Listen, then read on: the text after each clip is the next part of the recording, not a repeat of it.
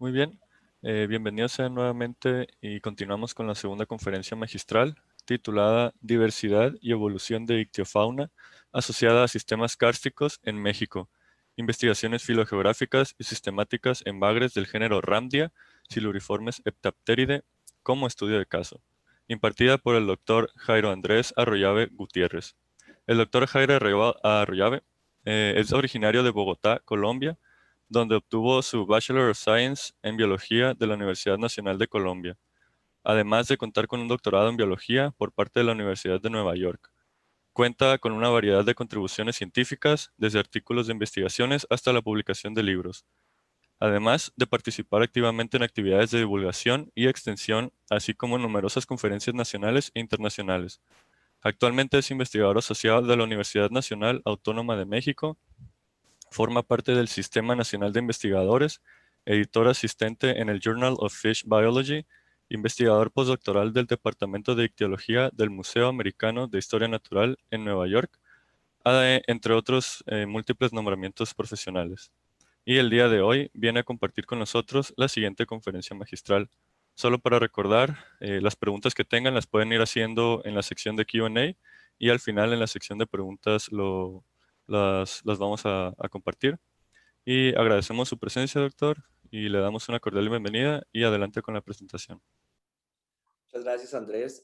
Buenos días a todos y quiero, antes de empezar, agradecer a los miembros del comité organizador del Congreso Estudiantil de Biología de la Universidad de Sonora por esta invitación. Estoy muy contento de poder contarles un poco sobre mi trabajo, mi investigación.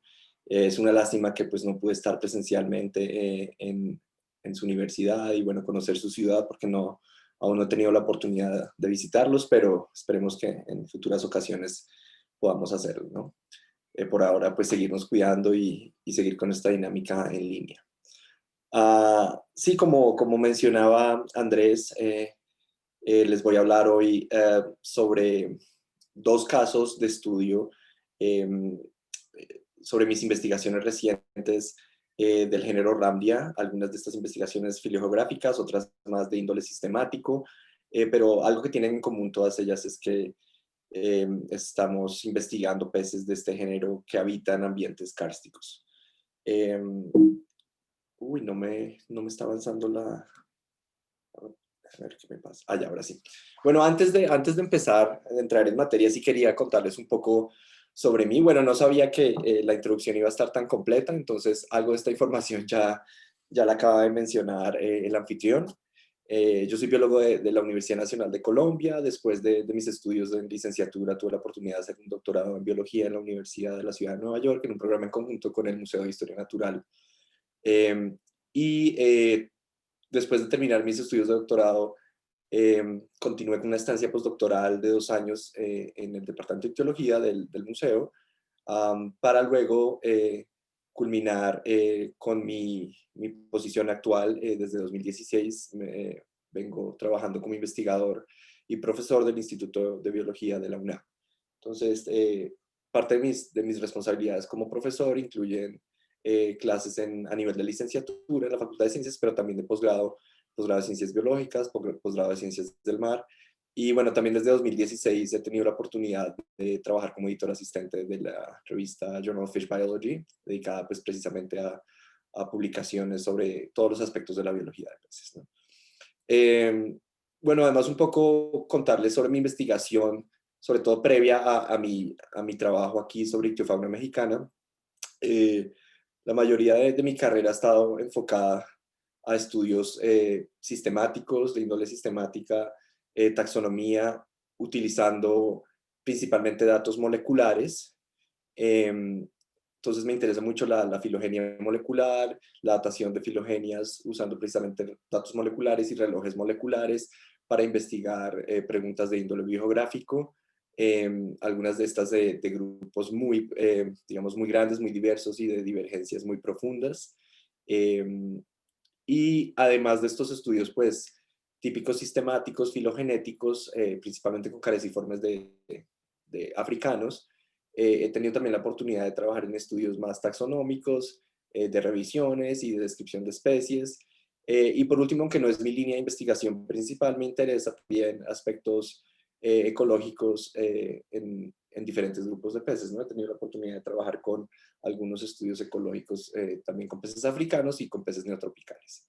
Ahora, desde mi llegada a México en 2016, pues empecé como a, digámoslo así, a incursionar en, pues no solamente nuevos territorios eh, geográficos, pero también de, de campos de investigación, ¿no? De preguntas de investigación.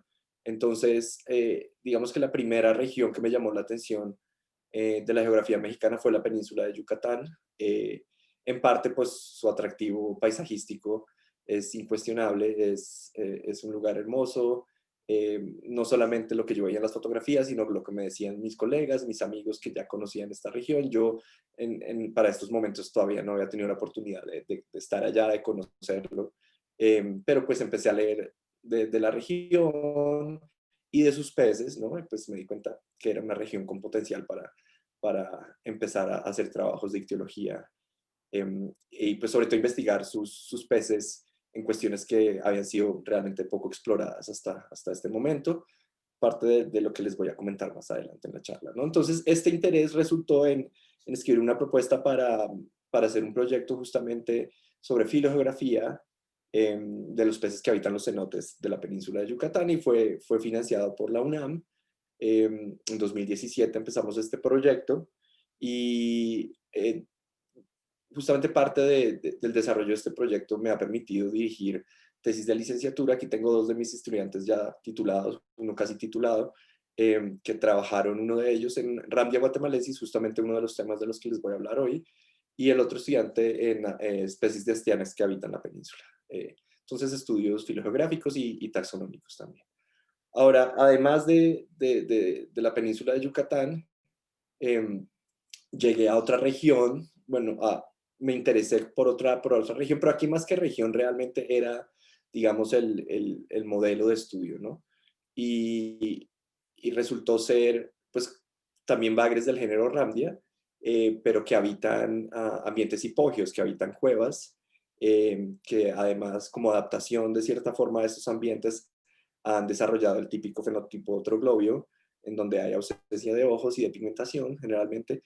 Y bueno, este proyecto este tema de investigación en gran parte estuvo motivado por discusiones y pláticas con mi colega y amigo Adán Gómez, que desafortunadamente ya no está con nosotros, pero quien fue definitivamente un gran precursor de esta idea y pues qué más me hubiera gustado que poder trabajar con él en este proyecto. Sin embargo, claramente pues sus ideas y estas discusiones resultaron en lo que fue justamente este proyecto, la revisión taxonómica de las especies estigobias de Ramdia en México, que pues de nuevo fue financiado por la UNAM y también me ha permitido vincular a estudiantes para participar en estas investigaciones. En este caso es mi estudiante de maestría que ya está próxima a terminar su tesis, Angélica de la Cruz, que es quien está haciendo su posgrado en el programa de Ciencias del Mar y Limnología de la UNAM. Bueno, además de estos proyectos,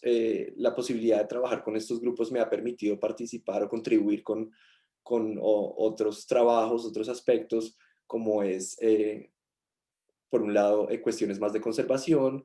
Tuve la oportunidad de trabajar justamente en evaluaciones de riesgo de extinción para la IUCN, en donde justamente aquí pues les estoy mostrando resultados de las evaluaciones más recientes que hicimos, en donde pues por un lado aquí tenemos, estos son peces que están en la península de Yucatán y estas que están acá son las ramdias troglobias del sur de México, que les mostraba anteriormente.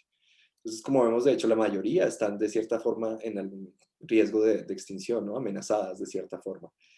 Tal vez Ramdia guatemalensis es la menos vulnerable, ¿no? Y más adelante entenderán un poco por qué.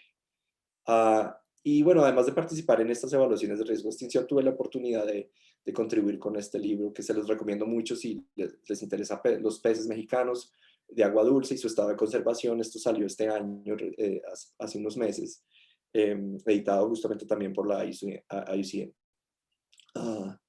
Entonces, bueno, y además de participar en estos trabajos iniciativas pues, de conservación. He tenido la oportunidad de hacer algo también como en la parte de divulgación de la ciencia. Contribuimos con mi colega Fernando Álvarez y mi colaborador Eric Sosa de la península de Yucatán en este trabajo de divulgación sobre cenotes y grutas de Yucatán, justamente un capítulo acerca de la increíble fauna de las cuevas inundadas de la península.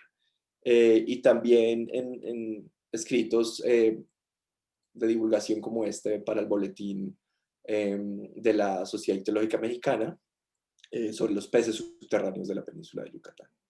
Entonces, este lo encuentran también en línea por si están interesados en conocer un poco más de los peces subterráneos de la península de Yucatán. Entonces, bueno, en esta charla les voy a hablar justamente sobre uno de los resultados del proyecto, de este primer proyecto de filogeografía comparada de peces de cenotes de la península de Yucatán, que es un trabajo que justamente salió publicado la semana pasada. Y el otro es un trabajo que está ahorita en revisión. Bueno, ya pasó la primera ronda de revisión y tenemos que hacer algunas correcciones, algunas mejoras, pero seguramente va a salir pronto publicado en la revista mexicana Biodiversidad. Justamente está relacionado, es gran parte pues, de este proyecto de la revisión taxonómica de las especies estigobias de Randia. Entonces, con este preludio quiero ya pasar a lo que sería el esquema de mi charla el día de hoy. Primero que todo les voy a dar una introducción sobre los sistemas kársticos en México y su ictiofauna, y un poco sobre cómo llegué a trabajar en estos proyectos, sobre todo el de la península de Yucatán. Ya luego entraremos en materia a hablar del estudio de Randia guatemalensis en los cenotes de la península de Yucatán. Luego el siguiente estudio, la sistemática de las especies troglobias de Randia en México. Les hablaré muy brevemente de algunas direcciones futuras, de algunas cosas que están pasando y van a pasar relacionadas con estos estudios, y pasaremos ya pues a la sección de preguntas. Entonces, hablemos un poco de sistemas kársticos en México y su ictiofauna. Entonces, bueno, no sé si este término es conocido por todos ustedes, pero bueno, el término karst hace referencia a un tipo de relieve caracterizado por rocas altamente solubles, generalmente calizas, y justamente las estructuras resultantes del proceso, procesos erosivos y procesos de disolución que ocurren en la roca, ¿no? Entonces, justamente todos esos procesos con el tiempo dan lugar a ciertas estructuras, ¿no? Generalmente dolinas, cuevas, sumideros, y justamente los cenotes, como veremos más adelante, son un tipo de dolina que al final pues termina siendo inundada, ¿no? No siempre hay aguas superficiales como tal. Aquí, por ejemplo, en este esquema aparece un agua superficial, pero en lugares como la península de Yucatán, realmente pues el hecho de que la roca es tan soluble hace que realmente no existan casi aguas superficiales y casi toda se filtre hacia el acuífero que está, pues el acuífero subyacente, ¿no? Entonces van a haber secciones de estos paisajes donde vamos a tener cuevas secas, otras donde vamos a tener cuevas inundadas, y pues obviamente si hay agua, va a haber potencial para que tengamos la presencia de organismos acuáticos, ¿no?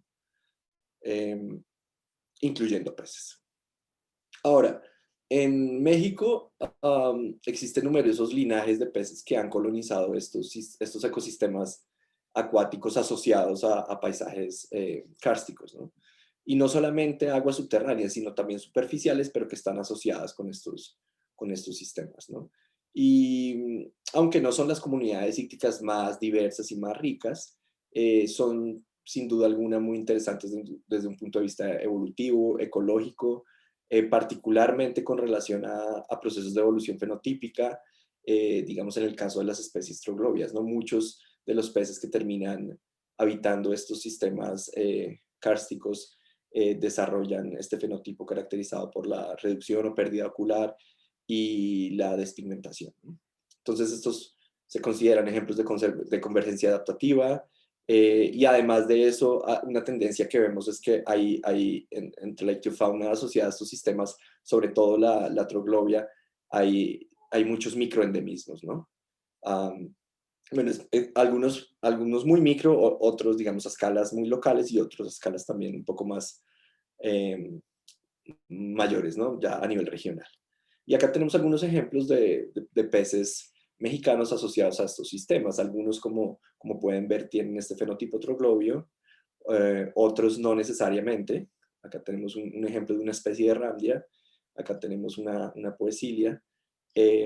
Astianax, como ven, tenemos los dos morfotipos, ¿no? El troglobio y el de superficie. Y algo interesante que voy a discutir un poco más adelante es que muchos de estos linajes además filogenéticamente son distantes, ¿no? O sea, no estamos hablando de que un solo linaje llegó y colonizó estos sistemas, sino son comunidades bastante diversas desde un punto de vista filogenético. Ahora, el troglomorfismo, como les mencioné anteriormente, es algo muy interesante que ocurre en estas comunidades.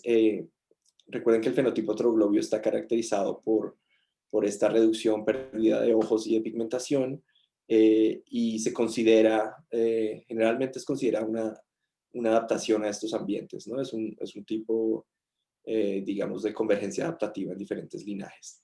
Ahora, de las un poco más de 200 especies de peces troglobios que existen a nivel mundial, 10 se encuentran en México. Entonces, pues es un número considerable de especies troglobias para una región particular. 9 de estas son endémicas. Recuerden lo que yo les decía anteriormente de los patrones de endemismo, y en troglobios es especialmente evidente, ¿no? Que la mayoría de las troglobias son endémicas. Y pues de todas estas especies, de estas 10 especies más o menos que tenemos en territorio mexicano, que son troglobias, tal vez la más común, seguramente han escuchado ustedes hablar de Astyanax mexicanus, el tetra, que tiene tanto formas de superficie normales como formas de cueva troglobias, ¿no? Y ha sido un modelo muy, muy estudiado justamente sobre mecanismos de evolución adaptativa a ambientes hipógeos.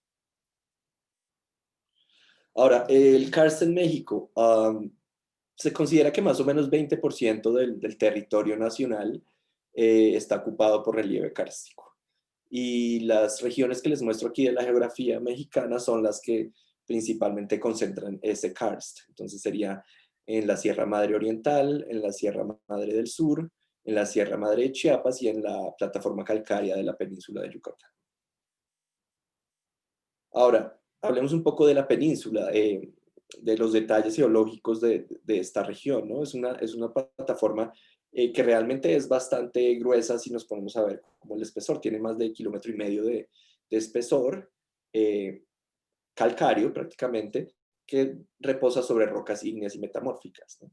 Y esta roca, esta caliza, pues que forma la gran masa que es la península de Yucatán, es prácticamente el resultado de formación de roca sedimentaria a partir de restos antiguos de arrecifes y conchas, ¿no? Entonces todo esto es material orgánico que ha depositado pues carbonato de calcio cuando estaba sumergido, y eventualmente pues tras la emergencia del océano, esta masa pues formó bueno, ya venía pues el proceso de formación de esa roca pasando durante muchos millones de años hasta su emergencia, y pues lo que vemos actualmente, ¿no? En este diagrama justamente lo que vemos es, si vemos la región punteada del mapa, acá tenemos Norteamérica, esto sería Centroamérica y esto Suramérica, la región punteada corresponde a lo que sería más o menos en el Eoceno medio, entre 49 y 37 millones de años, cuando todavía la península no había emergido, no teníamos ni siquiera el Istmo de Panamá formado, y ya mucho más recientemente en el Plioceno, a partir de los 3.1 millones de años, ya cuando sea la emergencia del Istmo de Panamá y de la península de Yucatán, tenemos esta zona ya, digamos, como tal expuesta, ¿no? Y la península como tal. Entonces, vemos que es una región relativamente joven. Por su naturaleza kárstica, las aguas superficiales son prácticamente inexistentes, pero tienen agua en el acuífero, ¿no? Tienen una gran cantidad, una gran reserva de agua subterránea, ¿no? Y una particularidad de esta región es la presencia de cenotes, y de muchísimos cenotes, ¿no? Estamos hablando de miles de cenotes. Ahora, ¿qué son los cenotes exactamente? Les mencionaba antes que son dolinas inundadas, es decir, la roca sedimentaria, la roca calcárea, pasa por un proceso de disolución donde algunas secciones terminan colapsando, y exponiendo el agua que está en el acuífero subyacente al exterior, ¿no? Entonces, eventualmente quedan estos hoyos eh, donde el agua alcanza a estar expuesta, digamos, este sería el cenote como tal, esta es la zona de caverna del cenote, y ya todo lo que está lejos a donde no alcanza a penetrar la luz, sería lo que se considera la cueva inundada, ¿no? O la cueva sumergida. O sea, acá tenemos otro cenote, y las cuevas pues pueden extenderse muchísimos kilómetros, ¿no? Ahora, estos sistemas pueden estar en contacto con agua marina, ¿no? En algún momento puede que esas cuevas tengan conexión con la región costera, la parte donde está la influencia del agua marina, y justamente eso hace que muchos de estos sistemas tengan una combinación de agua dulce y salada, tengan una estratificación por salinidad, ¿cierto? Que es lo que pasa en lo que se considera como sistemas anquialinos, ¿no? Lo que conocemos como sistemas anquialinos. Generalmente están más cerca a la costa, pero todos estos cenotes pueden extenderse mucho más al interior. Acá justamente vemos como una gran densidad de cenotes justamente están mucho más hacia el interior de la península, pero también tenemos algunos costeros, ¿no? Y tenemos esta región, por ejemplo, el anillo de cenotes, una región muy clara, eh, donde tenemos cenotes más interiores, ¿no? Que costeros. Todos estos puntitos rojos que vemos en este mapa son cenotes. Entonces les decía, estamos hablando de miles de cenotes para la península de Yucatán. Y bueno, estos cenotes hay de diferentes tipos, ¿no? Tenemos cenotes, aquí por ejemplo hay algunos ejemplos, sí, aquí en esta figura tenemos algunos ejemplos de los tipos de cenote, de caverna, en donde una entrada, digamos, entramos como por una cueva seca y eventualmente encontramos el agua, algunos que están directamente expuestos a manera de cántaro, otros también expuestos, abiertos, pues, que se consideran verticales, otros que de hecho, bueno, se consideran aguadas que ya, digamos, la conexión ha sido de alguna forma taponada con el resto del acuífero y eventualmente no hay casi filtración de esta agua. Estos son cenotes viejos, digámoslo así, eventualmente pueden terminar secándose o pues ya el agua, digamos, puede terminar hasta pudriéndose porque no está fluyendo con el resto del acuífero.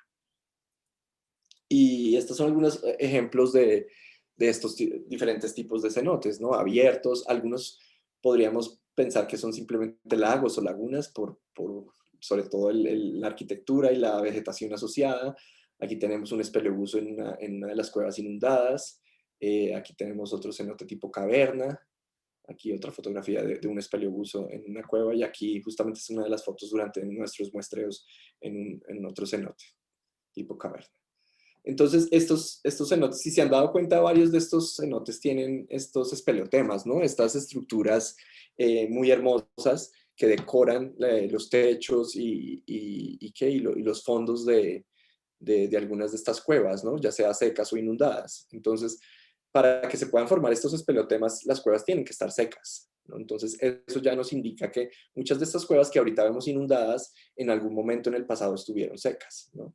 Y pues lo que entendemos es que justamente durante el último máximo glacial, eh, cuando los niveles de agua eran mínimos, fue cuando, digamos, todas esas cuevas estaban secas, y ya a partir de ese momento, o sea, estamos hablando de más o menos 20.000 millones de años, el último glacial máximo, aquí empieza a ascender el nivel del agua y todas estas cuevas empiezan a llenarse, ¿no? A sumergirse. Entonces, no solo la península es relativamente joven en términos de su emergencia del océano, 3 millones de años, pero muchos de estos hábitats son muchísimo más jóvenes, ¿no? Estamos hablando de menos de 20.000 años, que es donde mucha de esta estigofauna, de estos peces que habitan los cenotes y las cuevas, viven, ¿no? Entonces, eso también nos pone a pensar de qué tan recientes fue la colonización por parte de estas especies en estos sistemas. Ahora, en la península de Yucatán, como les decía, hay una ictiofauna bastante interesante desde el punto de vista de la diversidad filogenética, a pesar de que no son muchas especies, ¿no? Estamos hablando de cerca de 22 especies, 20 algo, pero acá tenemos, por ejemplo, 6 órdenes, 6 familias, 5 de esas especies endémicas. Entonces acá tenemos, por ejemplo, de bagres del orden Siluriformes tenemos una especie, Caraciformes tenemos 2 especies, por lo menos, cíclidos es tal vez el grupo más representado. Tenemos 10 especies, presílidos tenemos 6, del orden Cyprinodontiformes. Este ofidiforme tenemos una especie que es endémica, y de los imbranquiformes tenemos 2, una de ellas endémica. Y bueno, la fauna estigovia de la península de Yucatán es particularmente interesante por justamente estos endemismos, y porque además, por su naturaleza, por su hábitat, son muy difíciles de estudiar. Realmente están muy poco estudiadas en partes porque son de difícil acceso. Colectar estos ejemplares no es nada fácil y generalmente requerimos de un buceo muy altamente especializado, espeleobuceo, muy técnico, pero también muy peligroso. Entonces, es importante que solamente gente con mucho entrenamiento pueda llevar a cabo estos muestreos, ¿no? Acá tenemos justamente un video de uno de mis colaboradores buceando en una cueva sumergida en uno de nuestros trabajos de campo. Aquí estaba en búsqueda justamente de la especie Typhlias pearcei, la dama blanca ciega. Aquí la alcanzamos a ver. Y básicamente así es como hicimos las colectas de esa especie en particular. Aquí estamos hablando de probablemente 25 metros de profundidad, 30 metros y tal vez unos 40 metros o más de penetración dentro de la cueva, ¿no? Entonces, pues como ven, es un gran reto realmente investigar estas especies, sobre todo por la parte del muestreo, ¿no? Ahora, este sistema, algo interesante es que la mayoría de los peces que habitan estos sistemas están realmente, digamos que más concentrados o asociados a la parte del cenote, o lo que llaman aquí la alberca cenote, en lugar de la caverna o la cueva. Si nosotros vamos a muestrear peces en esta región, vemos que la mayoría de ellos se encuentran en esta zona, en la zona expuesta a la luz, a materia orgánica alóctona, plantas. Las comunidades obviamente son más diversas y a medida que nos vamos adentrando en la zona de caverna y cueva, son ambientes más oligotróficos, menos especies, menos abundancias, menos biomasas. Acá les muestro varios ejemplos justamente, y con fotografías de los peces que habitan esta zona del cenote, ¿no? Entonces, carasiformes, siluriformes, ciprinodontiformes y cicliformes, ¿no? Entonces, esa fuerte afinidad de los peces de cenotes a esta parte y no al resto, plantea una pregunta fundamental sobre la ecología y la historia evolutiva de esta ictiofauna, y es qué tan genéticamente estructuradas y morfológicamente divergentes son las poblaciones de peces de diferentes cenotes a lo largo de su distribución en la península. ¿Ok? Entonces, como tenemos que los cenotes, digamos, podrían pensarse de este modo como islas, ¿cierto? En donde sus habitantes realmente están habitando el cenote como tal, la parte expuesta, pero no tienden a habitar estas regiones. Entonces, digamos que cada cenote podría pensarse de cierta forma que puede actuar como una isla. Entonces, y realmente no sabemos nada del movimiento, de la dispersión, del flujo génico entre diferentes poblaciones, ¿no? Entonces, esa pregunta surge cuando vemos estos patrones de distribución de los peces de cenotes. Y pues yo me puse justamente a ver si alguien había investigado esa pregunta en el pasado, y realmente no encontré mucho de los estudios que investigaban peces de cenotes. No sé, la mitad o más de la mitad realmente trataban más como desde un punto de vista de ecología de comunidades, y tal vez solo investigaba un poco la parte de flujo génico o estructuración genética, con también un poco, ¿no? Entonces ahí me di cuenta que había mucho por trabajar, había realmente mucho, mucho por investigar si queríamos, no sé, arrojar luz sobre esta pregunta. Y no solo sobre la parte biológica, sino que también me pareció un poco interesante ver que, a pesar de que los geólogos y los espeleólogos han trabajado mucho en descifrar realmente cómo es la arquitectura subterránea del acuífero, aún falta mucho por conocer, ¿no? Entonces, digamos que hay algo de información, claro, por parte de los geólogos que se ha producido en las últimas décadas, pero principalmente tiene que ver con flujos de agua a nivel regional, algunos de ellos pues relacionados con fallas tectónicas, o fallas pues, en la roca, perdón, que tenemos en esta zona. Y, y entonces como que esas fallas de cierta forma sugieren ciertos patrones de flujo de agua subterránea. Digamos que estos sistemas, o sea, no es lo mismo. Pues en sistemas epicontinentales tenemos claramente la diferenciación de cuencas hidrográficas, ¿no? Y entonces sabemos que esas cuencas además tienen un significado biogeográfico para los individuos que las habitan, ¿no? Las especies que las habitan, las poblaciones que las habitan, y como que las barreras para la dispersión son mucho más claras, mientras que en este caso no está muy claro cuáles puedan ser las cuencas realmente o los diferentes regiones que puedan tener un impacto en la diferenciación genética, perdón, de las especies, ¿no? Como les decía, no solo los geólogos han trabajado, sino también los espeleobusos, exploradores, en donde pues a través de sus inmersiones y sus exploraciones subacuáticas han logrado mapear una parte de estos sistemas de cuevas, ¿no? Acá tenemos un ejemplo, digamos, acá está la entrada.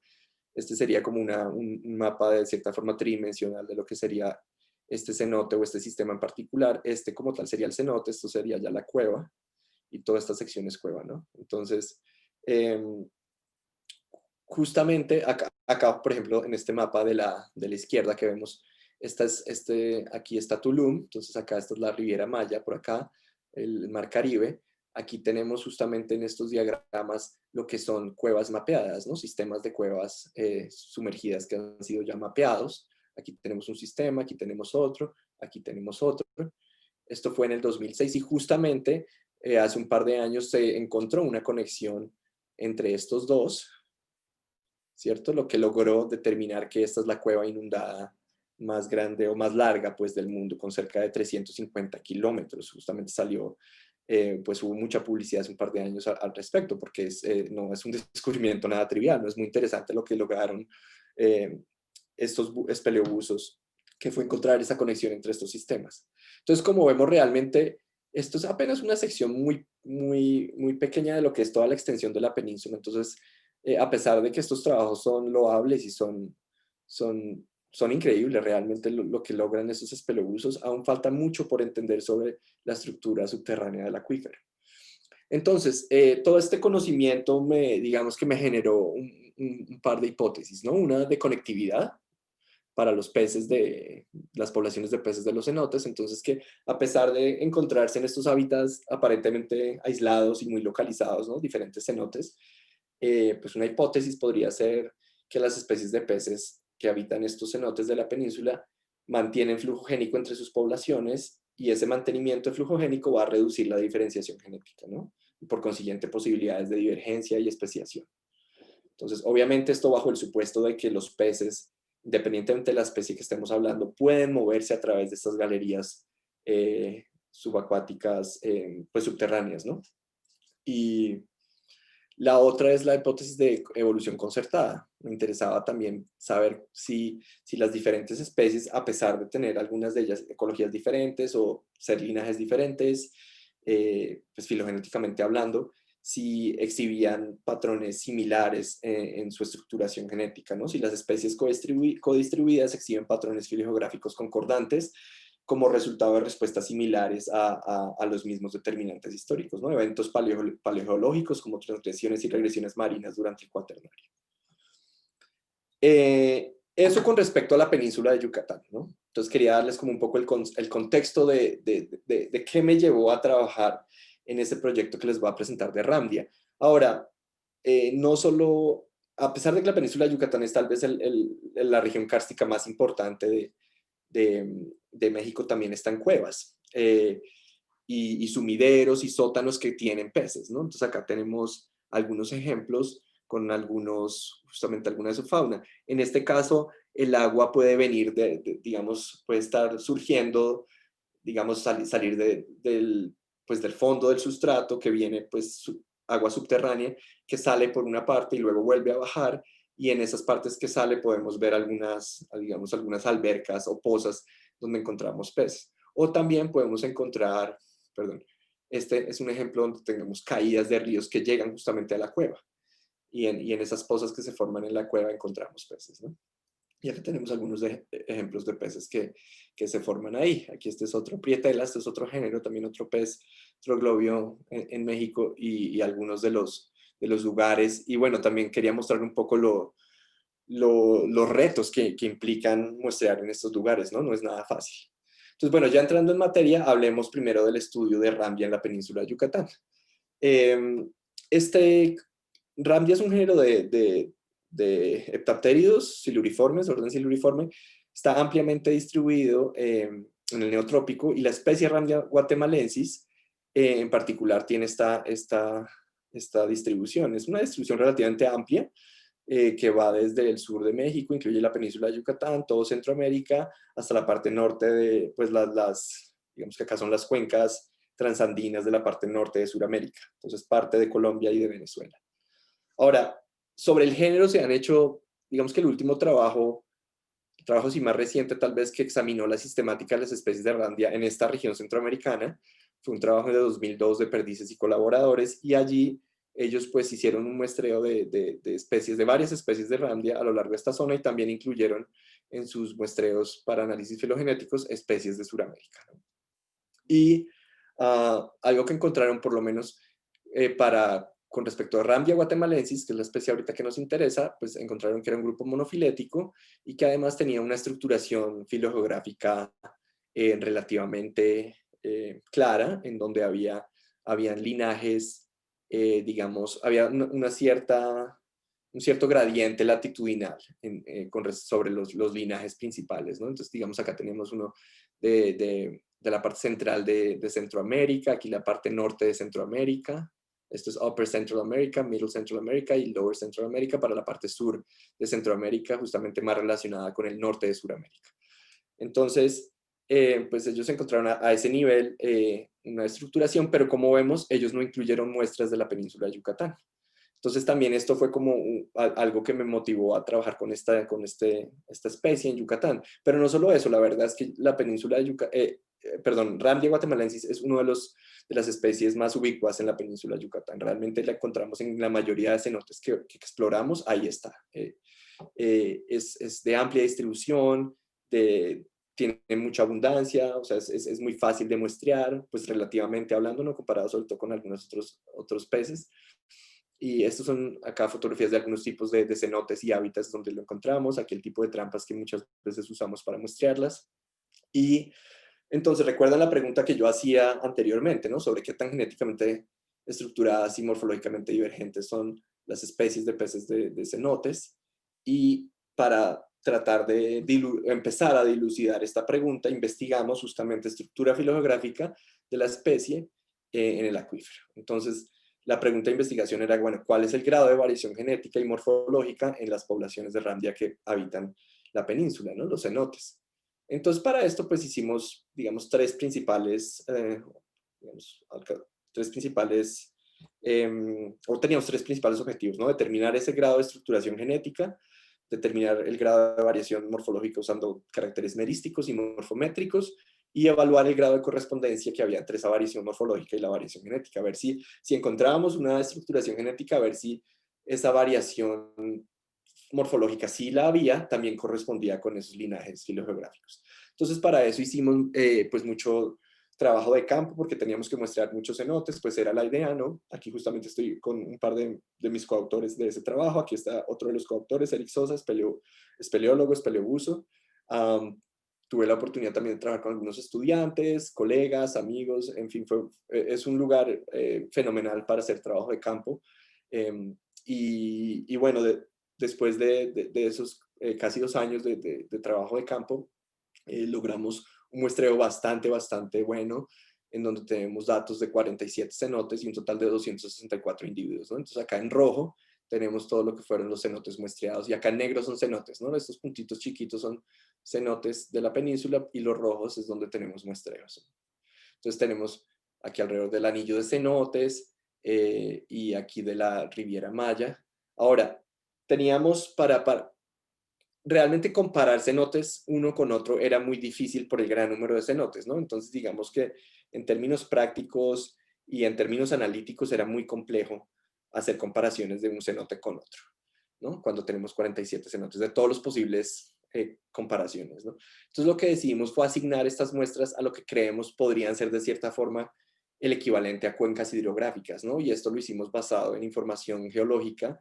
Literatura nos decía que la península, por lo menos para esta zona, el norte de la península de Yucatán, hay 3 grandes regiones digamos, fisiográficas determinadas por zonas de fractura a escala regional, ¿no? Entonces, una es el anillo de cenotes, la otra es la que llaman la zona de la falla de Holbox, y aquí la línea de la falla de la sierrita de Ticula. Entonces, a esta zona me voy a referir como el anillo de cenotes, Holbox y sierrita de Ticula, para la discusión más adelante.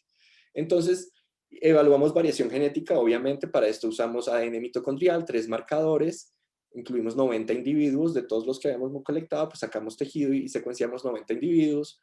Hicimos análisis de filogeográficos y genética poblacional, ¿no? A redes de haplotipos, árboles de genes, índices básicos de diversidad genética y de diferenciación. Sobre todo esta parte pues nos interesaba. Y para la variación morfológica principalmente nos enfocamos en forma del cuerpo, en ver cómo variaba la forma usando morfometría geométrica, esta que usa estos puntos de referencia, o que en inglés se conoce como landmarks, para capturar la forma y la variación en la forma a lo largo de la muestra. Y bueno, la morfometría tradicional, que pues usa mediciones, ¿no? En vez de landmarks. Mediciones directas que hacíamos con calibradores, ¿no? Sobre las diferentes regiones del cuerpo. Y merística, pues hace referencia a conteos de estructuras discretas, ¿no? Variables como número de radios, principalmente, bueno, sí, en este caso era principalmente número de radios de las diferentes aletas, ¿no? Entonces, y bueno, y por último, evaluamos, digamos, si existían patrones espaciales en esa variación morfológica. Entonces lo que encontramos fue muy interesante. Encontramos que justamente, digamos que la concordancia no es perfecta, pero es bastante para hacer el primer estudio que hace este tipo de muestreo y que considera estas regiones fisiográficas a priori. Encontramos justamente que los grupos, encontramos, digamos, que esos grupos geográficos sí están formando de cierta forma grupos más afines genéticamente. Entonces tenemos que toda la parte de la región del anillo de cenotes realmente está más relacionada entre sí que con esta parte un poco, sobre todo las muestras que están acá en esta región que llamamos Riviera Maya, comparada con esta que llamamos Oriente de Yucatán. Y estos serían los dos o tres localidades, bueno, es que acá creo que habían dos, de la sierrita de Ticula. Y no solo usamos pues la red de haplotipos, sino aquí en el árbol de genes también vemos pues que el patrón es prácticamente el mismo, ¿no? Aunque acá por ejemplo resuelve un poco, vemos que justamente esta región de acá no parece estar más relacionada con esta región, sino que es como su propio linaje, ¿no? Pero en general hay una concordancia muy grande, ¿no? De regiones fisiográficas y estructuración genética. Entonces, esto sugiere que tal vez sí realmente hay algo en la parte geológica que define estas regiones, que además está sirviendo como barreras de cierta forma para la dispersión de estas especies, ¿no? Y esos resultados, además de la estructuración que vimos en este diagrama, ¿no? También los encontramos en los análisis de genética poblacional, ¿no? Encontramos justamente una estructuración genética altamente significativa entre todos los grupos fisiográficos, todas las comparaciones, y el más alto, es decir, que indica el FST más alto, es decir, el flujo génico más bajo, encontramos entre la región del anillo de cenotes y sierrita de Ticula. Entonces, entre esta región y esta región estaban, digamos, el menor nivel de flujo génico. Y los resultados de la MOA justamente también indican que la variación entre las poblaciones es muy alta, ¿no? Representa el 59, casi el 60% de la variación total, lo que respalda la existencia de esta estructura filogeográfica, ¿no? La mayor cantidad de la varianza está explicada por la diferenciación entre poblaciones y no dentro de las poblaciones. Entonces, eso da más fuerza a esa hipótesis que tenemos. Perdón. Bueno, además de la parte que hicimos dentro de la península, aprovechamos que existía un montón de datos genéticos para Randia guatemalensis afuera de la península, y con nuestros nuevos datos quisimos poner en contexto la península, en contexto del resto de la distribución, ¿no? Y encontramos algo muy interesante acá. Todas las muestras de la península son lo que está en rojo, ¿no? Y entonces vemos que los haplotipos de la península o haplogrupos, o sea, sí están como más relacionados entre sí, pero no, digamos que no forman un haplogrupo único independiente de los otros, sino que hay haplotipos de otras cuencas, tanto cuencas epígeas dentro de la península de Yucatán como el río Candelaria, Champotón o el lago Bacalar, que salen, digamos que comparten haplotipos o tienen haplotipos más cercanos con aquellos de la península de Yucatán. Entonces, eso sumado a un árboles de genes que hicimos para dos diferentes genes y que comparamos con los resultados de perdices, justamente nos daba el mismo patrón, ¿no? Aquí están las muestras del acuífero de Yucatán, pero no forman, digamos, un linaje independiente, sino que están mezcladas con bueno, la mayoría, digamos, acá son del acuífero, pero hay algunas, digamos, de Grijalba, de Bacalar, Candelaria, Champotón, que se anidan dentro de esas muestras del acuífero. Y de hecho, para citocromo B, que teníamos datos de Belice, del río Belice en Guatemala y de la cuenca del Petenitza de la región Petenitza en Guatemala, también se anidaron dentro de las muestras de nuestro acuífero. Sé que en estos árboles no van a poder ver mucho porque están muy chiquitos, pero acá justamente, o sea, lo que les estoy mostrando acá, este es el árbol de citocromo 1 y este es el de citocromo B, que son estos que acá están resumidos, aquí ya están en detalle, y acá todo lo que es negro son muestras del acuífero, y rojo son muestras de otras cuencas epígeas de México. Entonces vemos que sí tienen algunas anidadas dentro de un montón de cuencas del acuífero, ¿no? Aquí vemos algunas. Entonces, ¿eso qué sugiere? Que, bueno, primero era un patrón muy inesperado. Nosotros pensamos que todo lo del acuífero iba a ser como un linaje independiente y realmente este patrón sugiere que la historia biogeográfica es bastante compleja, que puede ser consistente con un único evento de colonización del acuífero, pero luego seguido de múltiples instancias de dispersión fuera del acuífero, ¿no? Entonces, digamos que las poblaciones de Rambia en el acuífero o en toda la península históricamente ha habido una dinámica que ha hecho, pues ha permitido entradas y salidas de esa región.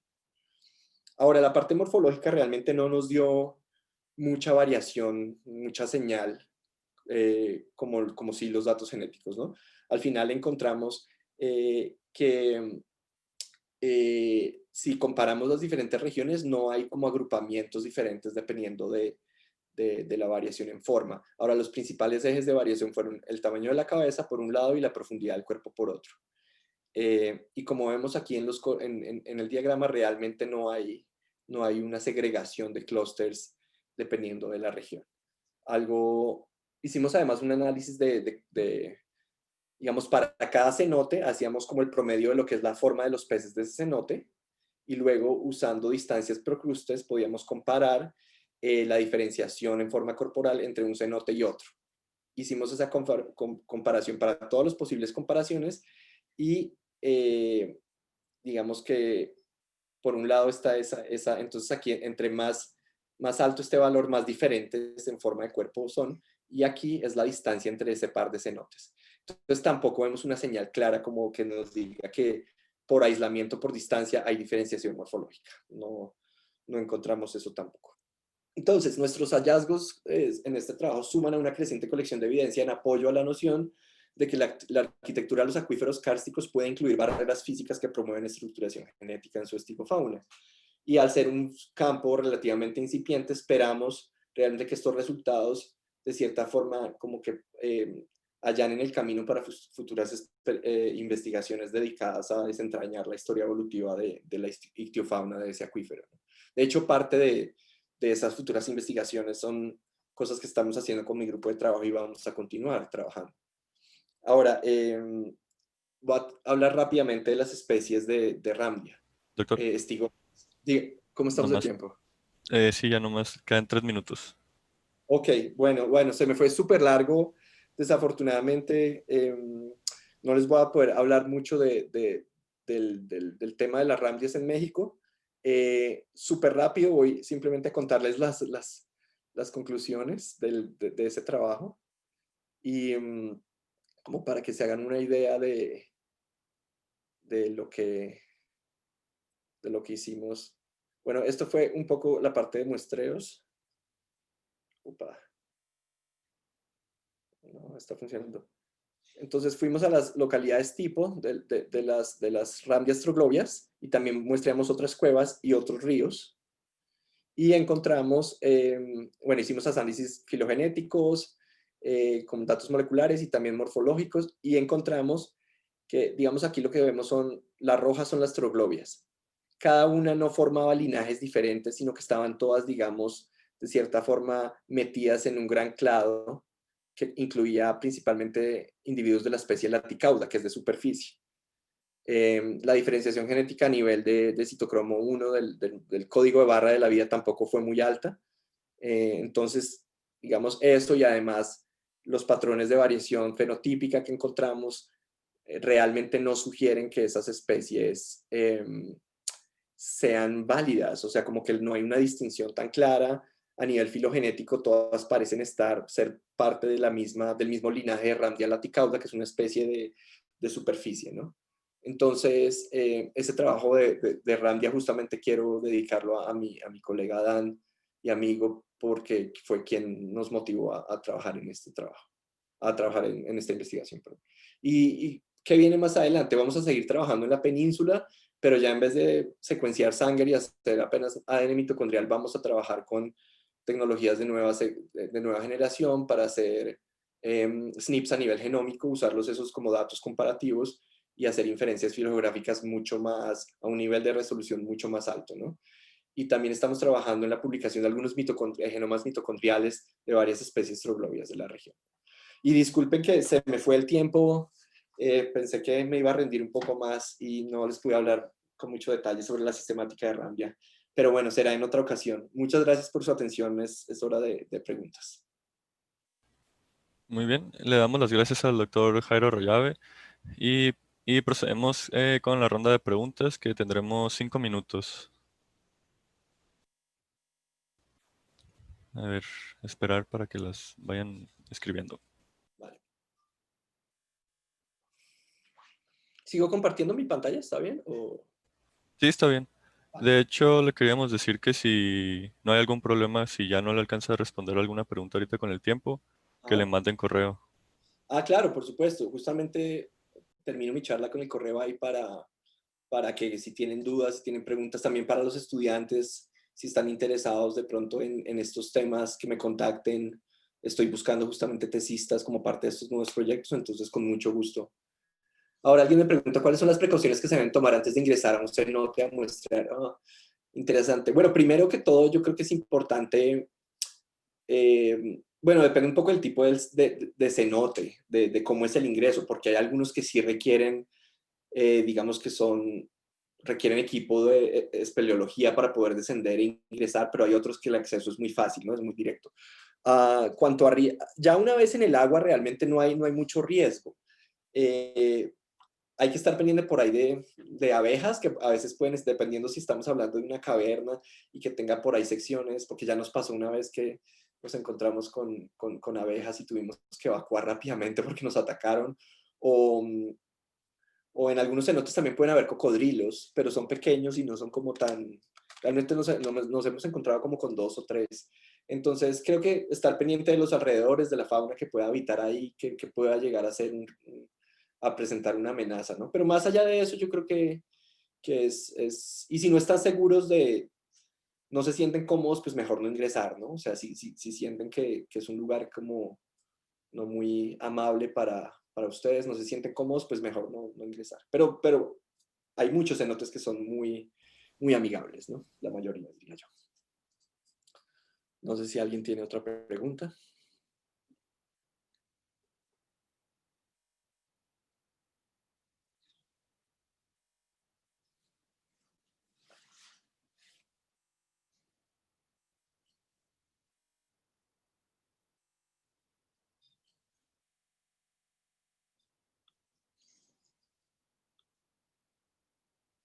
Bueno, mientras alguien pregunta, les recuerdo entonces, siéntanse con toda la libertad de escribirme si tienen alguna duda, alguna pregunta, y sobre todo si estos temas les interesa y quieren y están buscando tesis o quieren hacer un posgrado y creen que este tipo de investigaciones son algo que en lo que quisieran trabajar, ¿no? Entonces estamos ahí en el Instituto de Biología con toda la disposición y las posibilidades ahorita para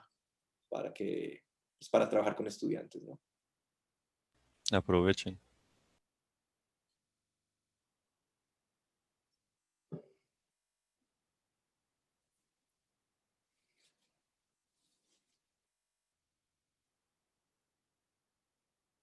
Bueno, pues no. Muy bien, pues si no quedan más preguntas, agradecemos nuevamente por su presencia y participación en este congreso al doctor Jairo Royave.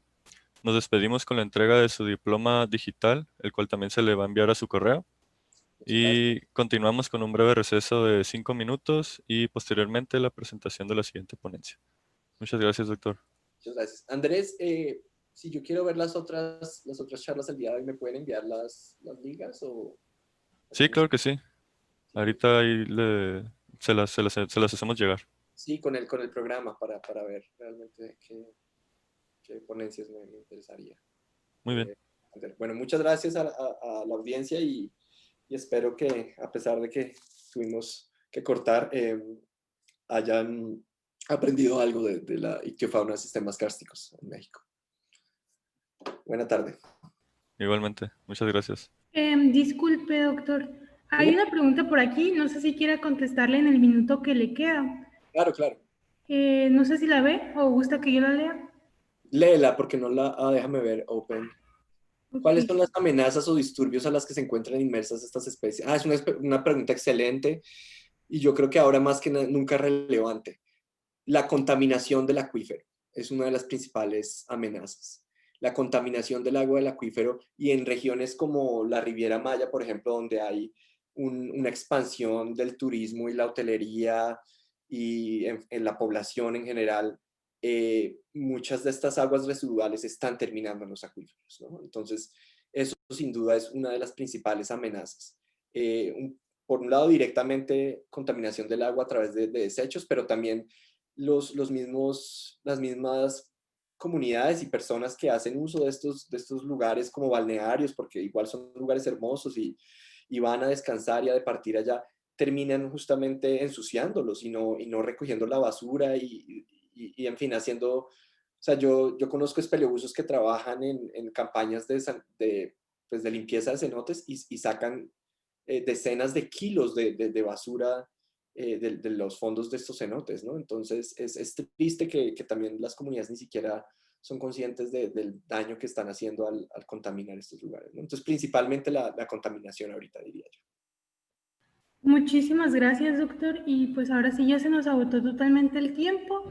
Si hay más preguntas, pueden enviárselas a su correo, por favor. Y también le vamos a mandar la agenda para que pueda ver y entrar a las otras conferencias y pláticas. Bueno, Grecia, muchas gracias y pues nada, éxitos en el resto del Congreso, ¿vale? Muchas gracias, Gracias. igualmente. Gracias.